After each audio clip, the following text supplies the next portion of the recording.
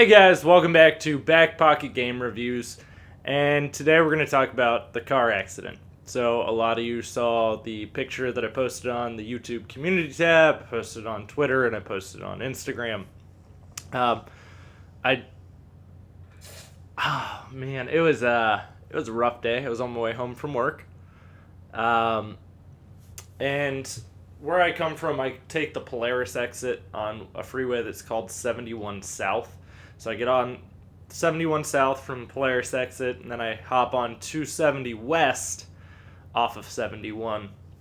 And between there, getting on to 270, before you even hit the 270 South or 270 West junction, it was at a stop. Like, came to a complete stop. I didn't come to like an abrupt stop. It was just a nice, smooth little stop. And the guy behind me hit me at about 50 miles an hour. Never even saw that I had stopped. He tried to stop like seconds before touching my bumper. And luckily for me, his car was pretty low to the ground. It was a Mitsubishi Eclipse, which I actually used to have. But where it hit on my car, it pretty much hit right on the frame to the bumper. So his car, not so lucky. My car, pretty lucky.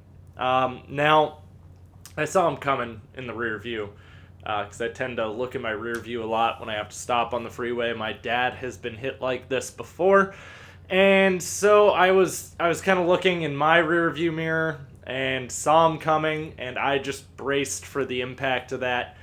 Put my foot down as firmly as I could on my brake. I did not hit the car in front of me, thankfully, so I was able to prevent that. He definitely drugged me for a little while. Like, it pushed me a good distance. I had a little more than a car length from the car in front of me, though. So, now, seeing as that I had noticed he was coming, could I have probably moved out of the way? Possibly, but there was also a car directly in front of me. So the only thing I would have then done was had that car get hit, and I could have also made it a lot worse. I also don't know if there were kids in that car. There's too many variables for me to have been willing to pawn that off onto someone else. And yeah, it sucks. It was probably one of the shittiest feelings in the world for my brand new car to get hit. I've never owned a new car before in my life. I've always bought a used car and bought this brand new car. This is the first time I've actually been in like a full out car accident while I was driving. Now, first thing I did instinctively was call my wife. It was about a 22-second phone call just to let her know I'd been in an accident. Hopped off of there, called 911. The lady in his car, which was his fiance, she was profusely bleeding from her nose. Her eyes were swollen shut. I mean, there was a lot of blood. His airbags deployed, both passenger and driver. So they both weren't exactly in the best of places when I had gotten out of my car. My airbags did not deploy because I was not moving, so there was no forward momentum that it was trying to prevent. I've had a little bit of pain in my elbow and my lower back since the accident. I'm going to probably go get that looked at here in not too long. And it always sucks, too, because, like, I got out of the car and I wanted to be mad. Like, that's what I wanted. I wanted to be heated. Like, you just hit my brand new car. But, unfortunately, the condition his fiance was in was a little more important for me to make sure 911 was on their way and all of that stuff. So they got there relatively quickly. She is still currently in critical condition, but stable from what I've heard. Her nose is broken. I believe her cheeks were broken, her cheekbones, from what I was told, which would explain why her eyes were swollen shut.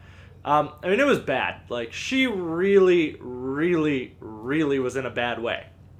Now, the unfortunate part is there was a Columbus cop. Columbus cop was the first person to respond to it. He was a bit of a dick, for lack of better words. I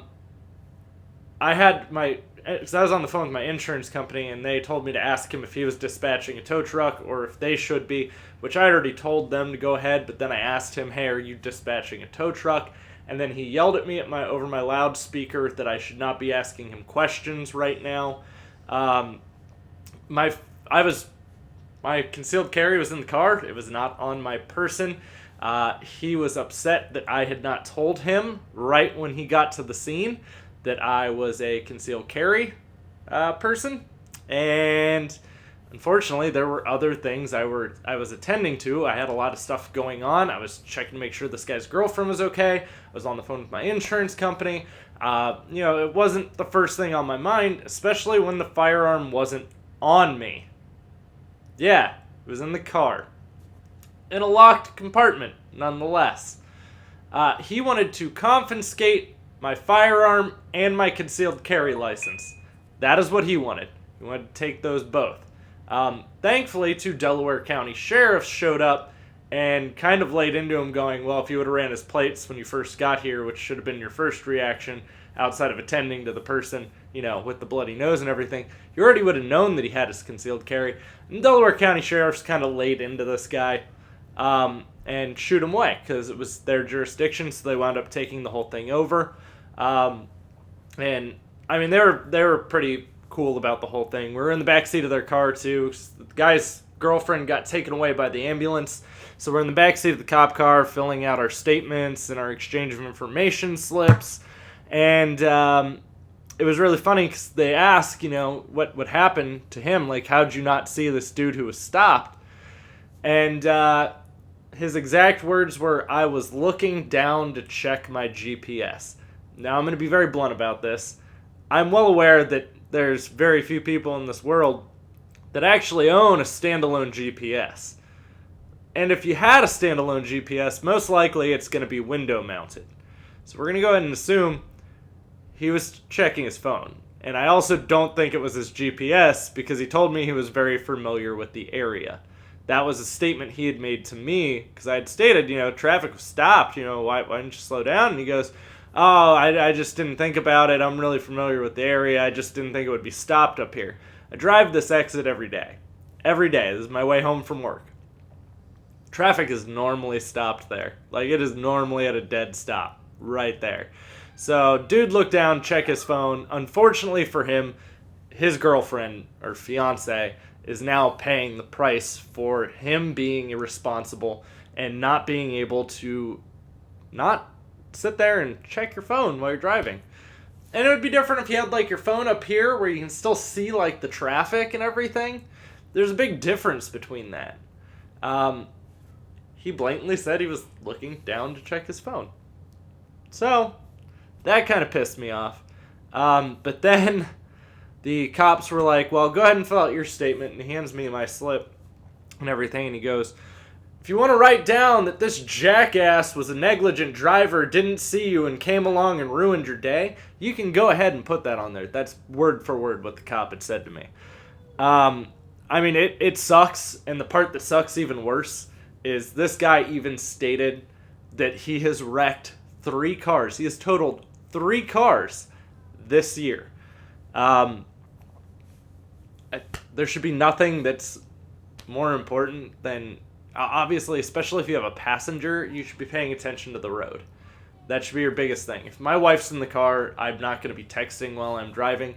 I don't text while I'm driving when I'm by myself.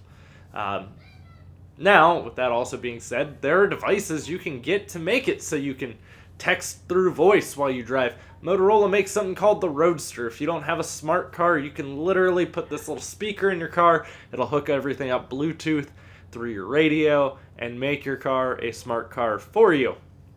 Now, thankfully he had insurance. That was the happiest moment of my life to hear, was when he said he had insurance.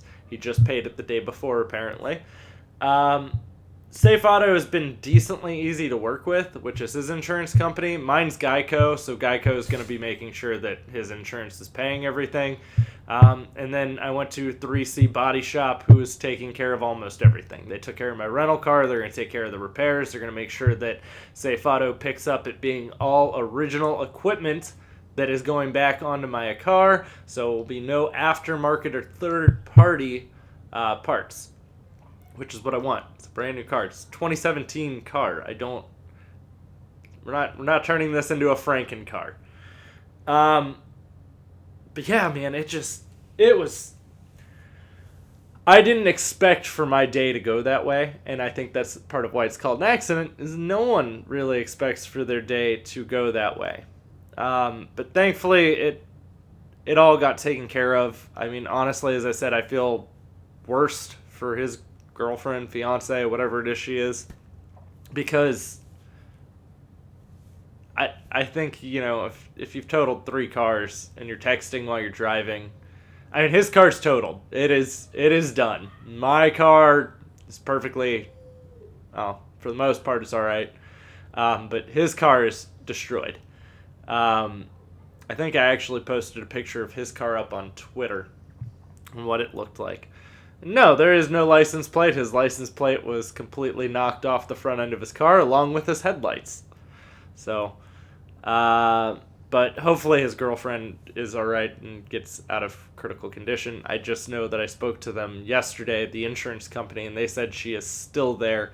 And unfortunately, he has liability insurance because he could not afford to pay for full coverage with how bad his driving record currently is.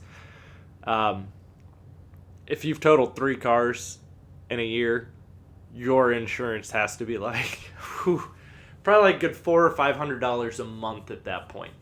So, especially because he's driving a sports car, which doesn't make it any better. But thankfully, everything's getting taken care of and squared away, and hopefully, as I said, everything turns out alright for them as well. But guys, thanks for watching. Thanks for all of your support. I know I haven't recorded a video in a little while. Actually, I've been sitting on some videos that have been recorded. I've just kind of had some issues with some motivation, mostly after all of... we'll talk about it in another video. Guys, thanks for watching. I'll see you soon. Stick around, and don't forget to drop a thumbs up if you enjoy it. And if you're new to the channel, you can click that subscribe button. It'll sometimes let you know if I upload new videos. They'll pop up in your feed and stuff like that. Guys, thanks for watching. I'll see you all soon, and enjoy your day.